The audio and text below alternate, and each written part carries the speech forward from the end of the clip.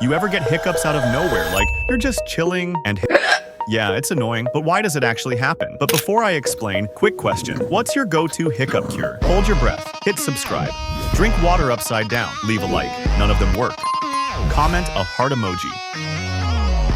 So here's the deal. Hiccups happen when your diaphragm spasms. That's the muscle that helps you breathe. It contracts suddenly. Your vocal cords snap shut. And that's the weird little hic sound. It can be triggered by eating too fast, stress, or even excitement. Most of the time, totally harmless, just super annoying.